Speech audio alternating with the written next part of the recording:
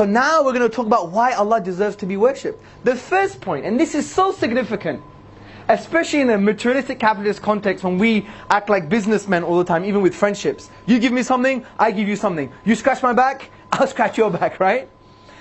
The first point is, Allah's right to worship is a necessary fact of His existence. It has nothing to do with what He's given you. It's a necessary fact of who He is by definition. Allah, Al-Ilah, the Arabic linguists say, the object of worship. He deserves worship by the very fact that He is the only being worthy of worship. It is a necessary fact of His existence, regardless how He has chosen to manifest His bounty to you. He could have given you the crumbs of the universe, but He deserves worship because of who He is. And this is very important, especially for new Muslims.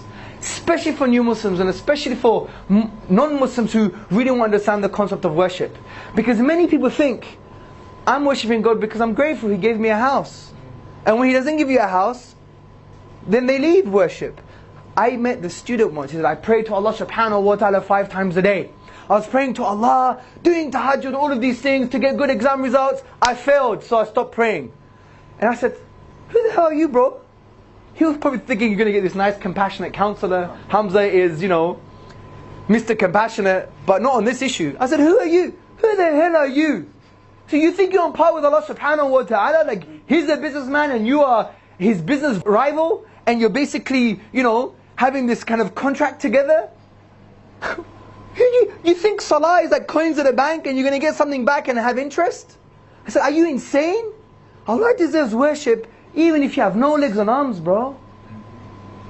Allah deserves worship even if He has given you nothing, if the only thing you have is life. You need to realign how you see yourself, how you see Allah subhanahu wa ta'ala, and how you see the amazing bounties that you have ignored because you think about Allah in a way that you shouldn't think about Allah subhanahu wa ta'ala. And then He got it. And that was through experience, because some people need that sometimes, right?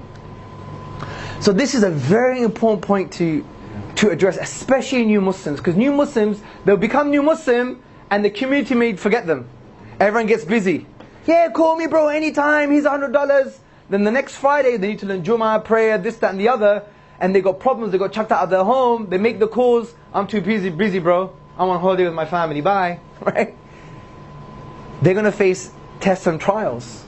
We don't want them to move away from the worship of Allah subhanahu wa ta'ala, because number one, that's what's going to give them true spiritual strength. And He deserves worship because of who He is, not necessarily what He has given you. Absolutely. Very, very important for us to understand this point. Conceptually and internalize it when we're discussing with people about worship. Because we say, oh no, God has given you so many amazing things. I don't talk about that first. Because what if those things go? You have to make them understand who Allah is. And He is Al-Ilah. He is the deity that is deserved of all worship. And worship is a necessary fact of His existence.